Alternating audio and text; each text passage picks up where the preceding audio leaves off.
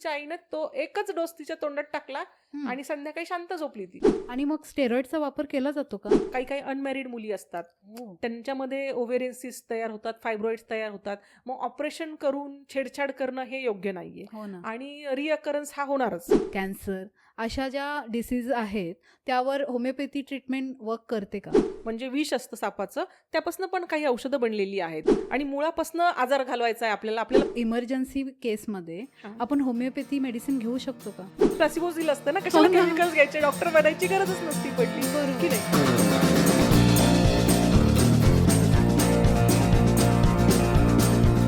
काट्याने काटा काढणे, लाईक क्युअर्स लाईक अशा मूलभूत तत्वावर आधारित होमिओपॅथी म्हणजे काय, ती कशी काम करते, हे आज आपण 19 वर्ष अनुभव असलेल्या होमिओपॅथी तज्ज्ञ डॉक्टर गीता पवार यांच्याकडून सविस्तर माहिती जाणून घेणार आहोत.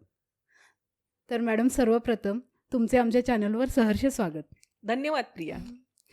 आपण या व्हिडिओची सुरुवात एका बेसिक प्रश्नापासून करूया, ती म्हणजे होमिओपॅथी म्हणजे काय?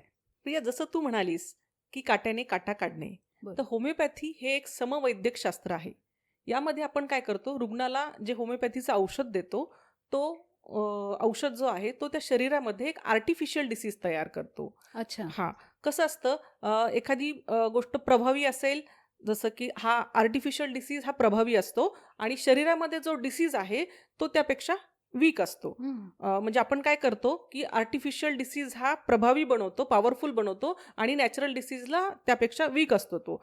तर जेव्हा तो आर्टिफिशियल डिसीज शरीरात तयार होतो तेव्हा हा वीक डिसीज नॅचरल जो आहे तो शरीरातनं निघून जातो. हळूहळू त्याचा प्रभाव कमी होतो आणि तो निघून जातो. आणि जसं जसं आपण हे हे औषध असतं होमिओपॅथीचं, त्याचा इफेक्ट कमी होतो आणि मग हाही इफेक्ट कमी होतो आणि जो रुग्ण आहे तो एकदम हेल्दी होतो आणि औषध घ्यायला सुरू केल्यापासूनच पेशंटला खूप हेल्दी वाटायला लागतं.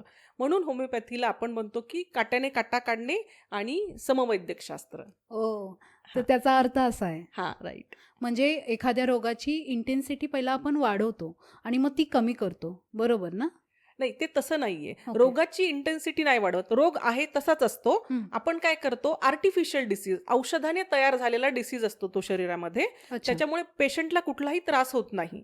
पण तो जो स्ट्रॉंग डिसीज आहे, आर्टिफिशियल डिसीज, त्यामुळे जो नॅचरल डिसीज आहे त्याचा जो त्रास आहे रुग्णाला तो लवकर कमी होतो. अच्छा. हां, असं ओके. आहे ते. ॲक्चुअली काय म्हटलं जातं, की होमिओपॅथीचं औषध घेतलं ना, की आजार वाढतो. बरोबर. आजार नाही वाढत, आजार तसाच राहतो. हं. पण आर्टिफिशियल डिसीज असतो ना, त्यामुळे हा जो प्रभाव आहे ह्या नॅचरल डिसीजचा तो हळू कमी होतो आणि आर्टिफिशियल डिसीजमुळे पेशंटला म्हणजे जो नॅचरल त्याची इम्युनिटी आहे ती वाढते आणि पेशंटला बरं वाटायला लागतं. अच्छा. हां. ओके. ठीक आहे. तर आपले होमिओपॅथी, आयुर्वेद आणि ॲलोपॅथी यामध्ये फरक काय आहे? हां, होमिओपॅथीचं तर मी तुला सांगितलं, हो. की अशा प्रकारे होमिओपॅथी काम करते. हं. आयुर्वेदामध्ये काय असतं, वात, पित्त, कफ या 3 दोषांमुळे हं. शरीरामध्ये डिसीज तयार होतो. बरोबर. हां, आणि मग हा जो डिसीज आहे तर त्याचं करेक्शन करून आयुर्वेदिक जे डॉक्टर्स असतात ते त्या डिसीजला ठीक करतात. त्याचप्रमाणे ॲलोपॅथीमध्ये काय केलं जातं, समजा डोकं दुखतंय, हं. तर डोकं दुखण्याचं कारण कधीच ठीक केलं नाही जात. डोकं दुखण्यासाठी ज्या पेन किलर गोळ्या असतात त्या गोळ्या दिल्या जातात पेशंटला. जोपर्यंत त्या गोळीचा इफेक्ट आहे तोपर्यंत डोकं दुखणं कमी असतं. बरोबर. मग डोकं दुखण्याची बरीचशी कारणं असतात. जसं आयुर्वेदिकमध्ये म्हणा किंवा होमिओपॅथीमध्ये डॉक्टर काय करतात, त्या रुग्णाला सोबत चर्चा करतात. समूळ त्या दोषाचं नाश केला जातो आणि मग पेशंटला बरं वाटतं. तसं बरोबर. ॲलोपॅथीमध्ये फक्त सिम्प्टमॅटिक ट्रीटमेंट हं, असते. हं, हं. तो सिम्प्टम दाबला जातो. जर ॲसिडिटीमुळे डोकं दुखत असेल समजा, हं. तर आयुर्वेदिक किंवा होमिओपॅथिक डॉक्टर्स जे असतात ना, ते काय करतात, की कारण शोधतात, की हां, या शरीरामध्ये ॲसिडिटीमुळे आहे, या शरीरामध्ये झोप न झाल्यामुळे डोकं दुखत आहे, अच्छा. या शरीरामध्ये कुठलातरी मोठा आवाज ऐकला त्यामुळे डोकं दुखत आहे. तर हं. मग त्याचे जे इफेक्ट्स आहेत डोकं दुखणं, तर डोकं दुखणं हा इफेक्ट झाला. हं. त्याचं कारण वेगळं आहे. तर कारण आधी ठीक केलं जातं आणि बरोबर. मग नंतर डोकं दुखणं कमी होतं. हो. हां. अच्छा. तर मग तुमचे काय मत आहे, की होमिओपॅथी, आयुर्वेद की ॲलोपॅथी कोणती ट्रीटमेंट बेस्ट आहे? तसं पाहायला गेलं तर सर्व ट्रीटमेंट्स आपापल्या जागेवर बरोबर आहेत. आयडियली जर काही जुनाट आजार असेल तर आयुर्वेदिक, होमिओपॅथिक पेशंट ठरवून घेऊ शकतात. काही काही डिसिजेस असतात ज्याच्यामध्ये ॲलोपॅथीची औषधं काहीही काम करत नाहीत. जसं की मायग्रेन आहे, हं. रुमॅटॉइड आर्थरायटिस आहे. आजकाल बरेचसे ऑटो इम्युन डिसिजेस आहेत जिथे फक्त पेनकिलर आणि स्टेरॉइड देऊन पेशंटचा जो आजार आहे तो तिथेच दाबून ठेवला जातो. ठीक बरोबर. कधीच होत नाही तो पेशंट. आणि जे केमिकल्स असतात, जे ड्रग सबस्टन्सेस असतात, त्याचे त्या पेशंटच्या आजाराला ठीक करण्याच्या ऐवजी साईड इफेक्ट्सच जास्त होतात शरीरावरती. जसं किडनीवरती, लिव्हरवरती त्या गोष्टींचा इफेक्ट होतो. हो. पेशंट बरा कधीच होत नाही. फक्त तो त्याचा जो दुखणं आहे ती गोळी आज सकाळी खाल्ली तर दुपारपर्यंत तुमचं दुखणं बरं होतं. हं. पण संध्याकाळी परत दुखायला लागतं. मग म्हणजे संध्याकाळी परत तात्पुरता इलाज. हां. तर मग तात्पुरता इलाज घेण्यापेक्षा जर आपण रुग्णांना सांगितलं, की तुम्ही तात्पुरता इलाज घेण्यापेक्षा जर तुम्ही त्या रोगाचा समूळ नायनाट केला, बरोबर. तर ऑटोमॅटिकली तुम्ही हेल्दी व्हाल. आणि या ट्रीटमेंट्स अवेलेबल आहेत. लोकांना माहीत नाहीये हो ना. बऱ्याचशा लोकांना माहीत आहे. आमच्याकडे आता आम्ही क्लिनिक्समध्ये पाहतो, की बरीचशी लोकं पेशन्स ठेवतात, औषध घेतात. काही काही आजार बरे होण्यासाठी वर्ष पण लागतं. हो पण ना. होतात ना, बरी होतात आजार. बरोबर. पण मग अशा वेळेला बरेच प्रश्न असतो रुग्णांचा, की मॅडम मग आता मला खूप पेन होतं, मग पेन किलर घेतली तर चालेल का? हं. मग आम्ही अशा रुग्णांना सांगतो, अगदी असह्य वेदना झाल्या तुम्हाला, तर तुम्ही कधी-कधी मध्ये-मध्ये घ्या पेन किलर. कारण आपल्याला माहीत आहे, की रुमॅटॉइड आर्थरायटिस झालं हं. किंवा ऑन्कायलोजिंग स्पॉन्डिलायटिस असतं. अगदी हलता येत नाही पेशंटला. सकाळी उठल्यानंतर असे जॉइंट्स त्यांचे पूर्ण स्टिफ झालेले असतात. हो ना. मग अशा वेळेला आपण अलाऊ करतो त्या पेशंटला, की घ्या काही हरकत नाहीये. हं. पण समूळ नायनाट करणं त्या आजाराचा हेच याच्यासाठी सोल्युशन आहे. अच्छा. हां. आता आपले जे होमिओपॅथी मेडिसिन्स असतात, ते कशाप्रकारे बनतात? होमिओपॅथीची जी औषधं आहेत ना, ती जनरली नॅचरल सबस्टन्सेसपासूनच बनलेली असतात. अच्छा. त्यामध्ये औषधाचं प्रमाण हे खूप कमी असतं आणि अल्कोहोल असतं. 90% तरी अल्कोहोल असतं हं. आणि औषधाचं प्रमाण कमी असतं. समजा एक पोटेन्सी बनली, त्याचा एक भाग घेतला जातो, त्यात परत 99% अल्कोहोल ॲड केलं जातं. असं करत पॉवर वाढली जाते हं. औषधाची. आणि ड्रग सबस्टन्स जो आहे तो एका पोटेन्सीनंतर तर तो आपल्याला मिळणार पण नाही औषधामध्ये. अच्छा. त्यामुळे असं म्हटलं जातं, की होमिओपॅथिक औषधाची काहीही साईड इफेक्ट्स नाहीयेत. कारण बरोबर. त्यात कुठलाच सबस्टन्स राहत नाही नंतर. हो ना. आणि ते जे अल्ट्रा डायल्युटेड औषध असतं ते पण आपण काय करतो, पिल्स असतात होमिओपॅथीच्या, हं. ज्याला आपण साबुदाण्यासारख्या जनरल लोकं म्हणतात, की साबुदाण्यासारख्या गोळ्या व्हाईट हो. कलरच्या असतात. त्यामध्ये आपण त्याचे अगदी 2 ते 3 थेंब मॅक्झिमम टाकून ते औषध आपण पेशंटला देतो. त्यामुळे त्याचा साईड इफेक्ट होण्याचा कुठलाही चान्स नाहीये. आणि ड्रग सबस्टन्स हा तर तुम्हाला त्यात भेटणारच नाही नंतरच्या ज्या हायर पोटेन्सीज असतात त्यामध्ये. अच्छा. हां. ओके. तर आपल्या होमिओपॅथी मेडिसिन्समध्ये केमिकल सबस्टन्सचा यूज केला जातो का? केमिकल्स नसतात. नॅचरल सबस्टन्सेसपासूनच आपण ही औषधं अच्छा. बनवतो. केमिकल म्हटलं तर जसं आता आर्सेनिक अल्बम हे काही केमिकल नाहीये. हं. हे एक एलिमेंट आहे. लोकांना वाटतं मग ते पॉयझनस आहे की काय? असं नाही. मर्क्युरी आहे. मर्क्युरी राहतच नाही ना. हो. म्हणजे मर्क्युरीपासून एक मेडिसिन बनतं आमचं. मर्कसॉल नावाचं एक मेडिसिन आहे. ते ओके. मर्क्युरीपासून बनतं. असं आयडियली मर्क्युरी डायरेक्ट जर बघितलं तर तो पॉयझनसच आहे. हं. पण यात जो क्वांटिटी आपण यूज करतोय ती बिलकुल अगदी म्हणजे औषधासारखंच काम करते ती. हं, आणि हं. डायल्यूट होत नंतर तर तो मेडिसिनल सबस्टन्स त्या ह्याच्यामध्ये राहतच नाही औषधामध्ये म्हणजे होमिओपॅथीच्या. एकदमच कमी पर्सेंटेज आणि नंतर खूप कमी, निग्लिजिबल होतं. अगदी निग्लिजिबल असतं जे तुम्हाला भेटणारच नाही नंतरच्या पोटेन्सीमध्ये. जसं 30च्या पुढे गेलो आपण, हो. नाही भेटत ते मेडिसिनल सबस्टन्स जो आहे तो त्या मेडिसिनमध्ये नसतोच. हां, पण त्याची जी क्युरेटिव्ह पॉवर आहे त्या मेडिसिनची हं. ती त्या अल्कोहोलच्या मॉलिक्युल्समध्ये जाते आणि हं. ती एन्हान्स होते. जी पोटेंटायझेशनची प्रोसेस असते होमिओपॅथीच्या औषधांची, त्यामध्ये काय होतं, त्या ड्रग सबस्टन्सची फक्त क्युरेटिव्ह पॉवर आपल्याला मिळते औषधामध्ये. होमिओपॅथिक औषधामध्ये ड्रग सबस्टन्स राहतच नाही. हो. हां. आणि मग स्टेरॉइडचा वापर केला जातो का? बिलकुल नाही. होमिओपॅथीच हे एक मिथ आहे, हं. की होमिओपॅथिक औषधामध्ये स्टेरॉइड्स असतं, त्यामुळे ते पेन कमी करतं. असं बिलकुल नाहीये. हं, हं. एकच मेडिसिन आहे जे स्टेरॉइडपासून बनलेलं असतं, पण त्यामध्ये सुद्धा ती स्टेरॉइडची मात्रा खूपच कमी आहे आणि नंतर तर ती राहतच नाही. हां, बरोबर. तर हे होमिओपॅथीमध्ये जे स्टेरॉइड्स यूज केले जातं असं म्हणतात ना, ते अगदी चुकीचं आहे. होमिओपॅथिक औषधं ही फक्त आणि फक्त नॅचरल सबस्टन्सेसपासूनच बनलेली असतात. बरोबर. काही लोकांचं असं म्हणणं असतं, की होमिओपॅथी मेडिसिन्स हे स्लो वर्क करतात. तर हे मिथ आहे, की खरंच स्लो वर्क करतात? आजाराप्रमाणे असतं ते. अच्छा. म्हणजे होमिओपॅथीची औषधं स्लो काम करतात असं नाहीये. आजार किती जुना आहे ॲक्यूट डिसिजेस असतात आणि क्रोनिक डिसिजेस असतात. मी हं. थोडक्यात सांगते. ॲक्यूट डिसिजेस म्हणजे जो अगदी काल परवापासून सुरू झालेला आहे, एखाद्या महिन्यात मॅक्झिमम सुरू झालेला आहे आजार, त्याला आपण ॲक्यूट डिसीज म्हणूया. आणि काही अजार असतात जे असे अगदी 6-6 महिने, वर्षानुवर्षांपासून असतात. बरोबर. मग तो आजार शरीरात डेव्हलप होण्यासाठी तेवढा वेळ घेतलाय त्याने. मग जाण्यासाठी पण आपण काही केमिकल देत नाही. आपण नॅचरल सबस्टन्स देऊन त्या आजाराला हील करतोय. हं. तर तो वेळ घेतो. हो ना. पण डेफिनेटली रूट कॉजवरती ट्रीटमेंट होते आणि तो आजार ठीक होतो. ॲक्यूट कंडिशन आहे. जसं की समजा काल ताप आलेला आहे. हं. औषध दिलं, दुसऱ्या दिवसापर्यंत दुसरा दिवस पण नाही, एक 2-3 तासामध्ये हळू-हळू ताप कमी व्हायला सुरुवात होते आणि ताप होतो कमी. जसं डेंग्यू फीवर आहे, टायफॉइड आहे. हं. आमच्याकडे बरेचसे पेशंट्स येतात, हं. की मॅडम आता डेंग्यू आहे, प्लेटलेट्स अगदी 15,000 20,000 झालेले आहेत. मग आता कसं तुमचं औषध काम करेल का? मग हं. तेव्हा पेशंटला आम्हाला सांगावं लागतं, की तुम्ही हे औषध सुरू करा. आपण फ्रिक्वेंट रिपिटेशन करतो. बरोबर. जेव्हा आपल्याला लवकर रिझल्ट पाहिजे आहे, त्या केसेसमध्ये आपण फ्रिक्वेंट रिपिटेशन करतो त्याच अच्छा. मेडिसिनल सबस्टन्सचं. आणि नक्कीच तो खूप फास्ट, म्हणजे आमच्याकडे खूप साऱ्या केसेस असतात, डेंग्यू, टायफॉइड, अशा ॲक्यूट केसेस असतात ज्याच्यामध्ये डेफिनेटली होमिओपॅथिक मेडिसिन फास्ट काम करतं.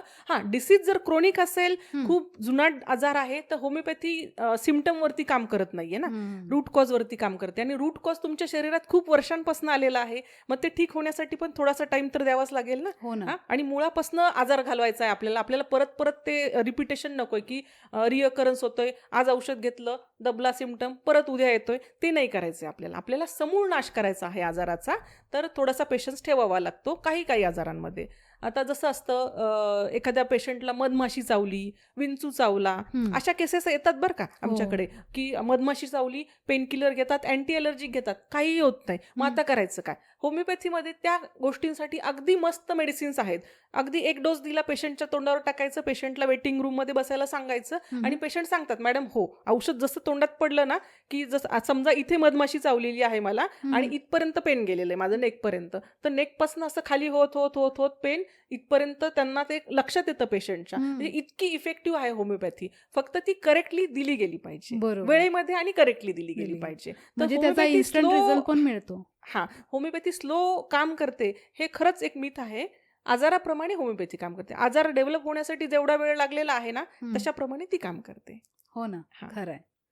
मग आपले जे होमिओपॅथी मेडिसिन्स असतात, त्यामध्ये कोणकोणते प्रकार आहेत? किती प्रकारचे मेडिसिन्स असतात?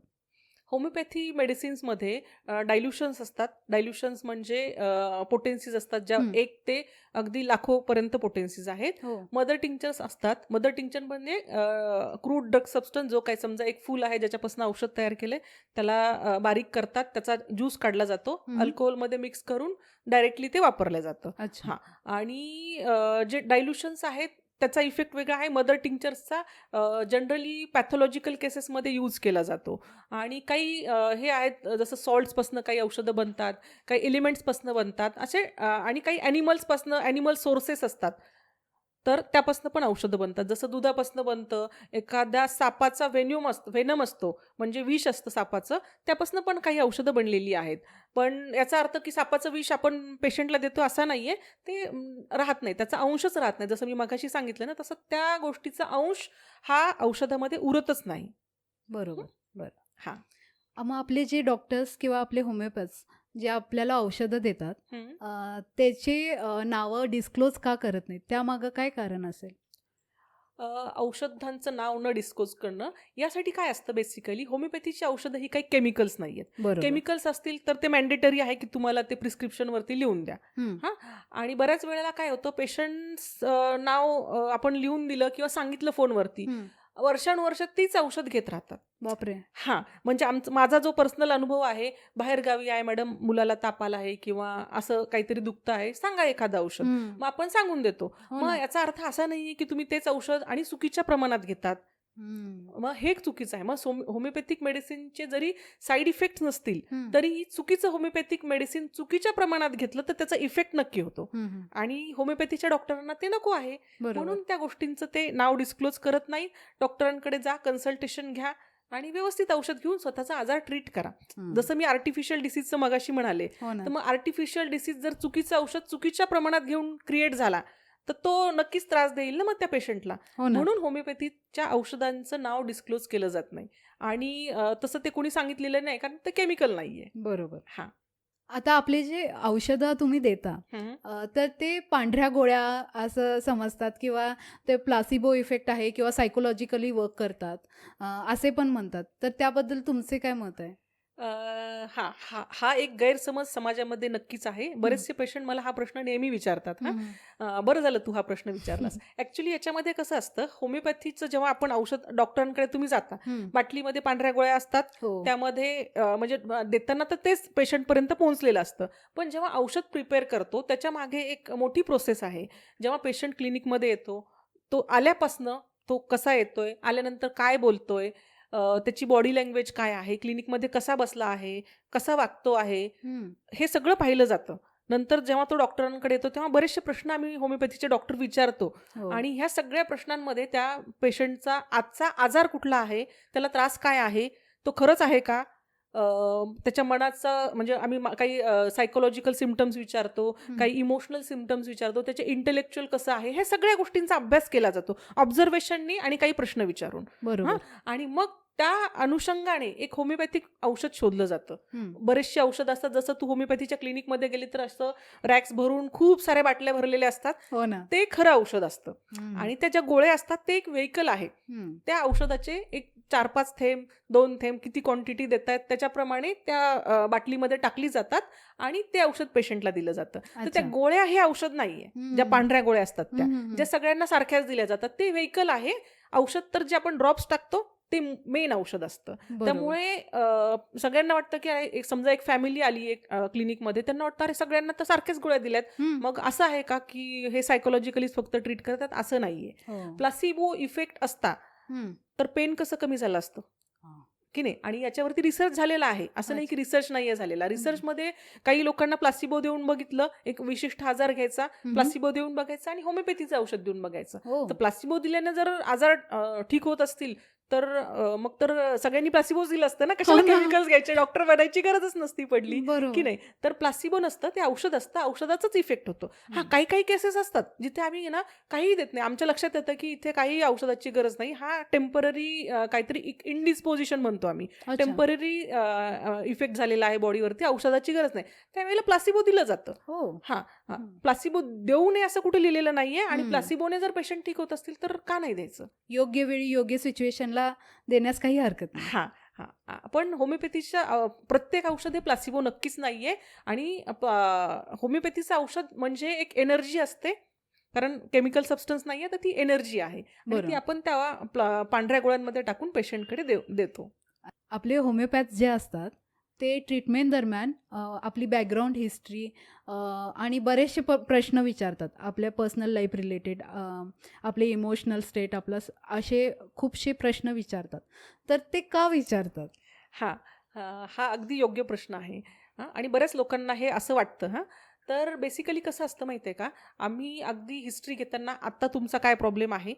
मग त्याच्याप्रमाणे तो ह्या शरीरात का तयार झाला असावा? हं. याचं रूट कॉजपर्यंत जर आपल्याला पोहोचायचं असेल, तर त्या पेशंटची पास्ट हिस्ट्री म्हणजे अगदी तो लहान होता पेशंट, तेव्हापासून त्याला कुठले-कुठले आजार झाले. मग त्या आजारांचा इम्पॅक्ट म्हणून तर हा आजार तयार नाहीये झालेला. हं. फॅमिली हिस्ट्री म्हणजे फॅमिलीमध्ये कुठे हा आजार होता किंवा सिमिलर काही डिसीज कंडिशन होती. ऑटोइम्यून डिसीजेस असतात किंवा काही टीबी होता का, कॅन्सर होता का फॅमिलीमध्ये हं. आणि मग हा आजार त्याचं तर एक रूटचा कुठला तरी पार्ट तर नाहीये, हं. हे बघण्यासाठी विचारावं लागतं. अच्छा. त्या पर्सनची पर्सनल हिस्ट्री म्हणजे तुम्हाला भूक लागते का, तहान लागते का, झोप लागते का, असे बरेचसे प्रश्न विचारले जातात. झोपेमध्ये काही होतं का, स्वप्न पडतायत, काही होतंय, तुम्ही झोपेमध्ये बोलता का, असं बरंचसं विचारलं जातं. इमोशनल सिम्प्टम्स असतात, भीती वाटली होती का, किंवा हा आजार सुरू झाला तेव्हा काही लाईफमध्ये तुमच्या डिस्टर्बन्स चालू होता का, हं. ज्याचा इम्पॅक्ट म्हणून म्हणजे तुमच्या मनामध्ये आधी चेंजेस झाली आहेत, इमोशन्समध्ये चेंजेस झाली आहेत आणि मग हा आजार तयार झालाय. मग बरोबर. आपल्याला रूट कॉजपर्यंत पोहोचण्यासाठी त्या व्यक्तीची इत्थंभूत माहिती घेणं खूप गरजेचं आहे. म्हणून अच्छा. एवढे प्रश्न विचारले जातात. ओके. हां. ठीक आहे. होमिओपॅथी मेडिसिन कोणत्या आजारावर बेस्ट काम करते? तसं पाहायला गेलं ना प्रिया, होमिओपॅथिक औषधं ही आजाराला ठीक नाही करत. त्या पेशंटला ठीक करतात. ज्या पेशंटच्या शरीरामध्ये तो आजार आहे, त्या पेशंटला ठीक करायचं असतं. म्हणजे अच्छा. त्याला एवढं हेल्दी बनवायचं की तो आजार त्या शरीरामध्ये नाही राहू शकला पाहिजे. मग आजार कुठलाही असू दे.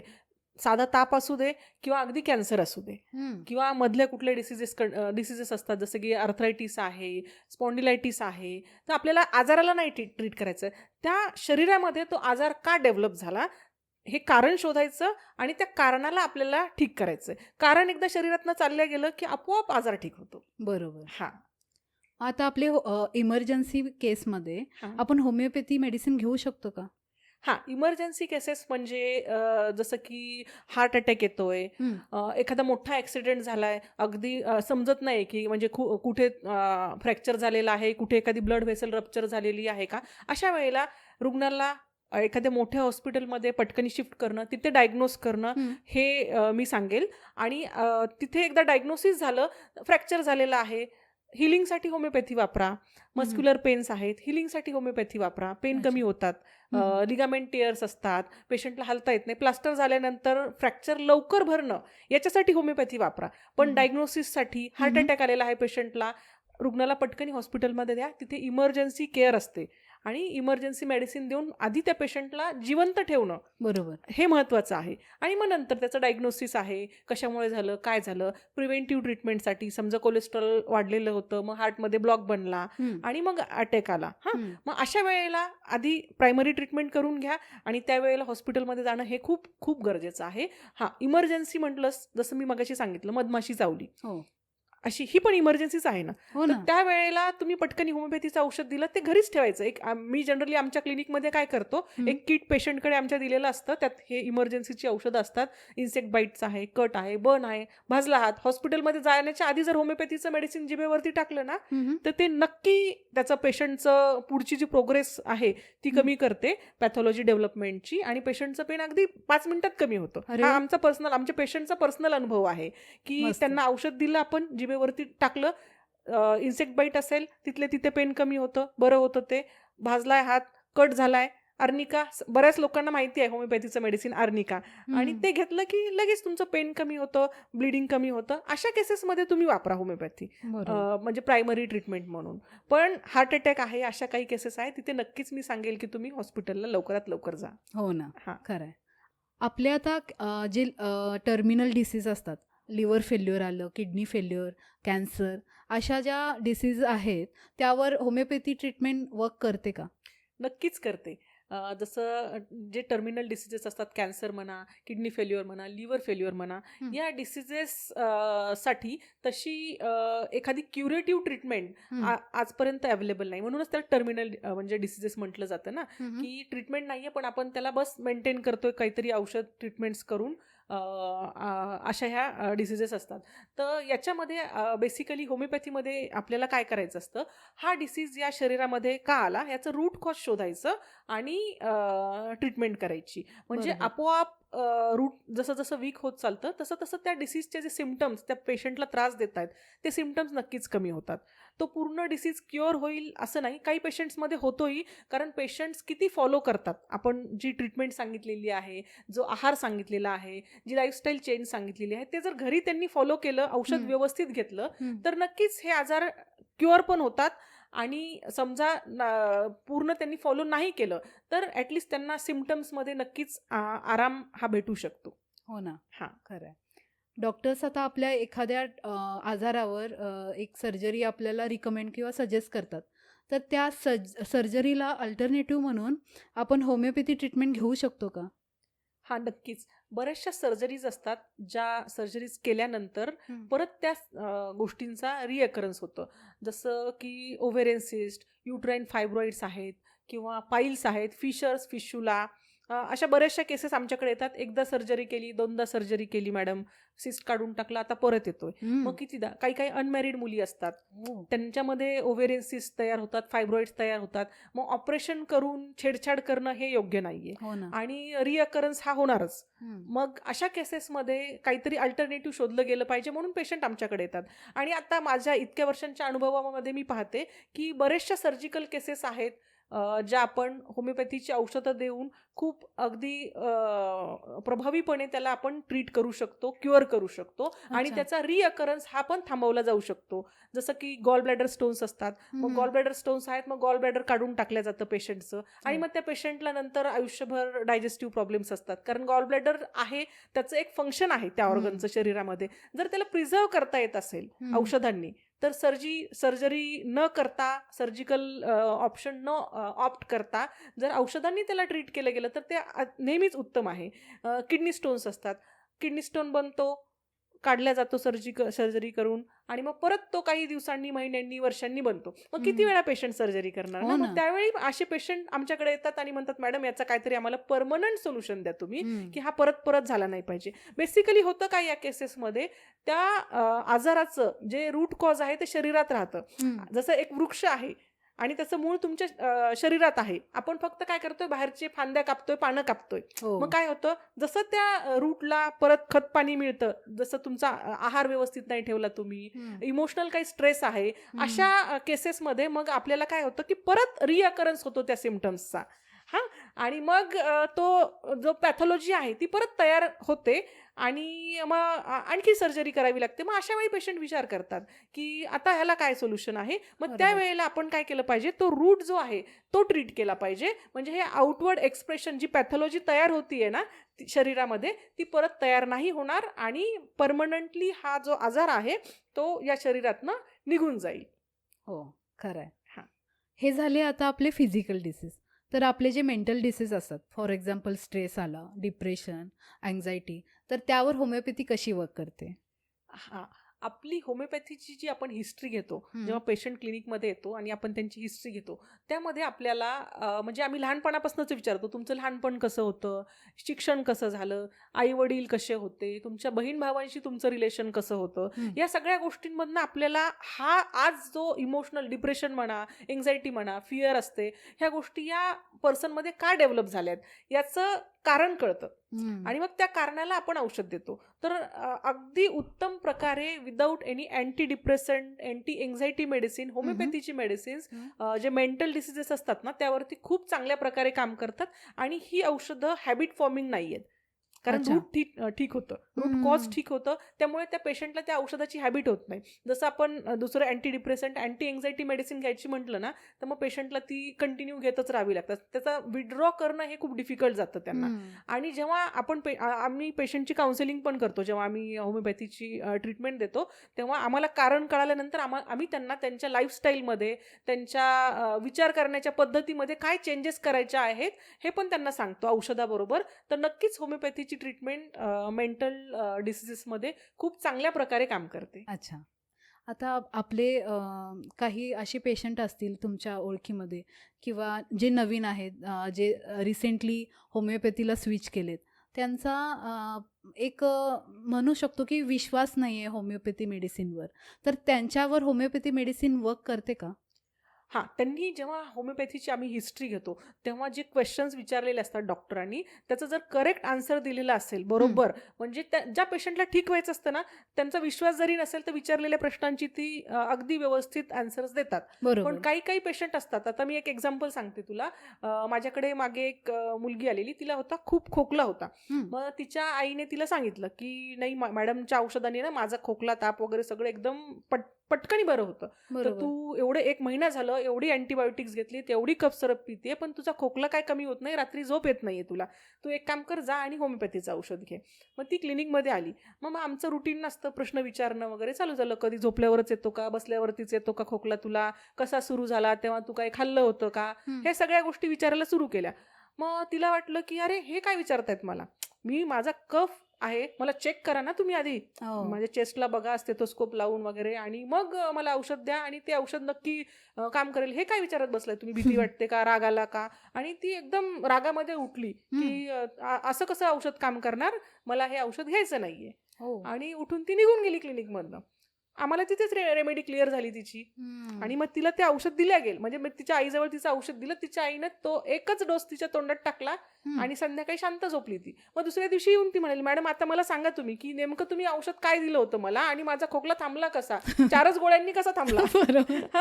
हो ना. तर इथेच ते क्लिअर झालं ना हा. की होमिओपॅथीचं औषध हे जे आहे तुम्हाला हिस्ट्री देणे हे खूप गरजेचं आहे. विश्वास असो नसो, हम्म. पेशंट जेव्हा क्लिनिकमध्ये येतो आम्ही त्यांना ऑब्झर्व पण करतो ना, फक्त पेशंटचे सिम्पटम्स नाही घेतले जात, हम्म. त्यांना ऑब्झर्वही केलं जातं. आणि विश्वास जर नसेल आणि पेशंटच्या जिभेवरती करेक्ट औषध ठेवलं गेलं तर ते नक्कीच त्या पेशंटमध्ये काम करतं. आणि दुसरा भाग असतो जेव्हा होमिओपॅथीकडे पेशंट येतो हम्म. तेव्हा जेव्हा तो डॉक्टरांशी बोलतो समजा, तर प्रश्न विचारले जातात. काही काही पेशंट त्यांना बोलण्याची सवयच नसते, हम्म. म्हणजे असं आन्सर देणं हे त्यांना माहितीच नसतं. तर बरोबर. मग अशा पेशंट्सला जेव्हा आमच्या लक्षात येतं की हे जास्त ओपन होत नाहीत, मग आम्ही त्यांना बरोबर आमच्या हिस्ट्रीमध्ये वेगवेगळ्या प्रकारे प्रश्न विचारून वगैरे त्यांची इन्फॉर्मेशन काढतो आणि रूट कॉजपर्यंत पोहोचण्याचा प्रयत्न करतो. काही काही पेशंट्समध्ये अगदी 2-2 तास लागतात आम्हाला रूट कॉजपर्यंत पोहोचण्यासाठी. अरे हां, बापरे. 2-3 तास पण लागतात. नाही काहीच प्रॉब्लेम नाही, अरे मग तुझ्या रिपोर्टमध्ये थायरॉइड तुझं 150च्या वरती कसं गेलंय? हम्म. म्हणजे काहीतरी तर आहे. नाही मॅडम सगळं ओके आहे, सगळं ओके आहे. अगदी 2 तास सगळं ओके सांगतात आणि शेवटच्या 10 मिनिटांमध्ये मग ते सांगतात की हम्म. असं असं असं असं असं होतं आणि मग आपण त्या रूट कॉजला ट्रीटमेंट करतो आणि नक्कीच तो पेशंट बरा होतो. हो ना. मॅडम आपले आता लाईफस्टाईल डिसीज आहेत. फॉर एक्झाम्पल थायरॉईड आलं, डायबिटीज आली, बी पी आले, तर त्याला आपल्याला आता रोज गोळ्या घ्याव्या लागतात. तर त्यासाठी काही परमनंट सोल्युशन किंवा कायमचं मुळापासून बरा करण्यासाठी काही औषधं आहेत का? हां, आता बघ हां, लाईफस्टाईल डिसीजेस जसं तू म्हणालीस हां, तर आपल्या लाईफस्टाईलमध्ये ज्या चुका आपण करतो, लाईफस्टाईल म्हणा, डाएट म्हणा, किंवा जो स्ट्रेस आहे याच्यामुळे हा डिसीज डेव्हलप झालेला असतो. आयडियली काय झालं होतं की जसं डायबिटीजसाठी अँटी डायबिटिक आहे, थायरॉइडसाठी रोज एक गोळी तुम्हाला घ्यावीच लागते पेशंट्सला. बरोबर. हां, आणि मग हे किती दिवस घ्यायचं असं, बरं हा प्रश्न तुझाच नाही, बऱ्याच पेशंट्सचा हा प्रश्न आहे की मॅडम मग आता काय करायचं? आमची 5 वर्षांपासून थायरॉइडची गोळी चालू आहे किंवा 10 वर्षांपासून डायबिटीसची गोळी चालू आहे, बीपीची गोळी चालू आहे आणि मला आहे ना आता कंटाळा आलाय ही औषधं रोज रोज घेण्याचा, काय करावं? तर ॲक्च्युली जो उत्तर आहे ना त्या प्रश्नामध्येच आहे हे उत्तर. लाईफस्टाईल डिसीजेस हा डिसीज का आला? कारण आपण आपली लाईफस्टाईल, डाएट, तुमची झोप म्हणा, ह्या सगळ्या गोष्टी व्यवस्थित मॅनेज नाही केलेल्या आहेत. बरोबर. तर पहिली गोष्ट आहे की आता आजच्या आज तर औषध तुम्हाला बंद नाही करता येणार, हां, कारण तुम्ही इतक्या दिवसांपासून ते घेतात. हां, काही पेशंट्स असतात ज्यांनी औषध आज चालूच नाहीये केलेलं, ती लोक त्यांच्या लाईफस्टाईलवरती काम करून औषध न घेता हे आजार नक्कीच बरे करू शकतात. माझ्याकडे बऱ्याचशा केसेस आहेत, डायबिटीसच्या आहेत, थायरॉइडच्या आहेत. आम्ही काय करतो, पेशंटला सेम हिस्ट्री होते, आपण रूट कॉज पाहतो, हे वेळेवरती झोपत नाहीयेत, आहार बघितला तर अगदी म्हणजे भयंकर आहार असतो त्यांचा, हां, की असं का खाता तुम्ही, हां, झोप प्रॉपर नसते, अननेसेसरी स्ट्रेस. मग ह्या गोष्टी म्हणजे प्रत्येक माणसाचं कारण वेगळं आहे. थायरॉइड मध्ये डिस्टर्बन्स येण्याचं, डायबिटीज होण्याचं किंवा बीपी वाढण्याचं. तर आपण ॲनालिसिस करतो की कारण काय आहे या व्यक्तीमध्ये, हा आजार येण्याचं कारण काय आहे.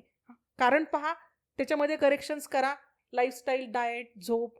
ॲडिशनल आम्ही पेशंटला सांगतो तुम्ही योगा करा, रोज मेडिटेशन करा. या गोष्टी तुम्हाला स्ट्रेस मॅनेज करण्यासाठी, तुमच्या शरीराला सुदृढ बनवण्यासाठी नक्कीच हेल्प करतात. आणि हे जे लाईफस्टाईल डिसीजेस आहेत हे विदाऊट मेडिसिन 100% बरे होतात. माझा पर्सनल अनुभव आहे, माझी मध्ये स्वतःची शुगर थोडीशी वाढली होती, अगदी 6.7 वगैरे माझं ग्लायकेटेड HbA ते झालेलं.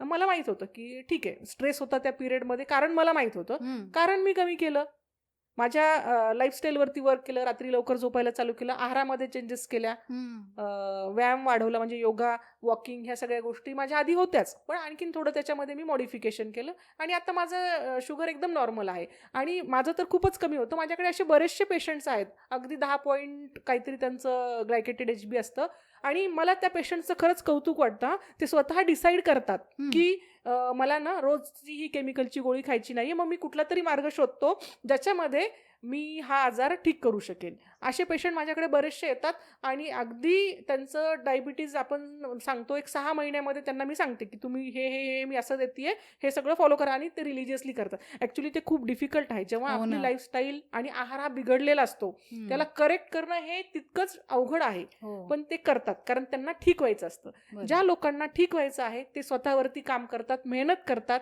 आहारामध्ये चेंजेस करतात, लाईफस्टाईलमध्ये चेंजेस करतात आणि ठीक होतात. हे मी स्वतःच्या डोळ्यांनी माझ्या एवढ्या वर्षाच्या प्रॅक्टिसमध्ये पाहिलेलं आहे.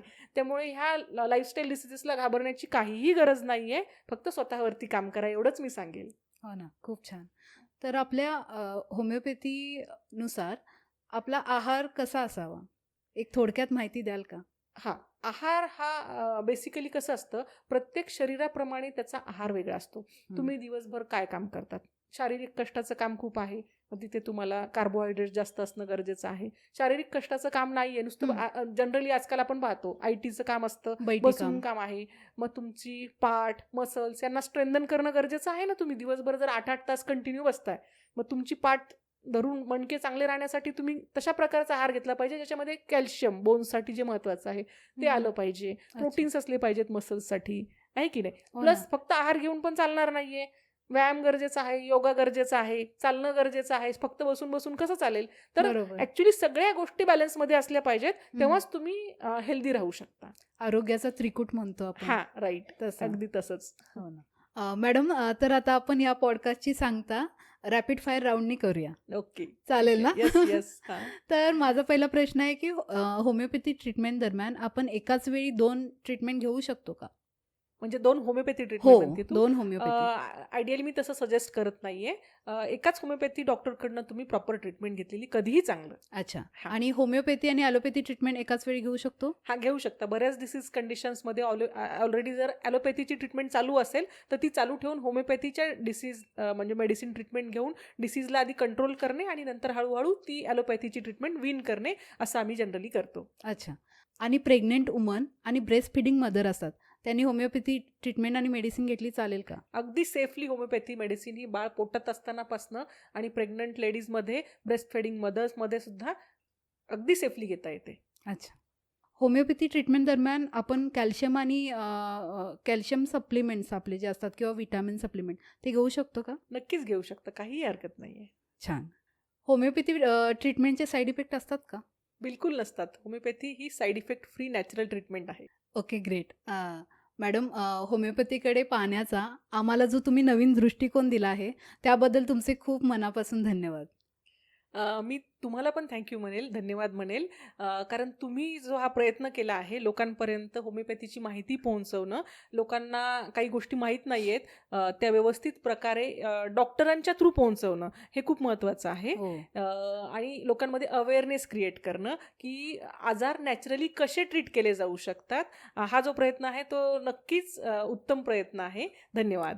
धन्यवाद. एका महिलेचे शारीरिक आणि मानसिक आरोग्य हे तिच्या कुटुंबाचे आरोग्य ठरवते आणि म्हणूनच या जागतिक महिला दिनानिमित्त आम्ही एक महिलांसाठी स्पेशल एपिसोड घेऊन येत आहोत. तर तो एपिसोड पाहायला अजिबात विसरू नका. आशा आहे तुम्हाला आजचा होमिओपॅथीचा व्हिडिओ आवडला असेल. तुम्हाला हा जर व्हिडिओ आवडला असेल तर व्हिडिओला लाईक करायला विसरू नका आणि चॅनेलला सबस्क्राईब करायला अजिबात विसरू नका. आणि तुम्हाला होमिओपॅथी संदर्भात आणखीन काही प्रश्नांची उत्तरे हवी असतील तर ते आम्हाला कमेंट सेक्शनमध्ये नक्की कळवा, जेणेकरून पुढील येणाऱ्या भागामध्ये आम्ही त्या प्रश्नांची उत्तरे देण्याचा नक्की प्रयत्न करू. आणि तुम्हाला जर होमिओपॅथी रिलेटेड मॅडमांशी कन्सल्टेशन करायचं असेल तर आम्ही त्याबद्दलच्या डिटेल्स डिस्क्रिप्शनमध्ये देईन. तुम्ही त्यांच्याशी संपर्क साधू शकता. धन्यवाद.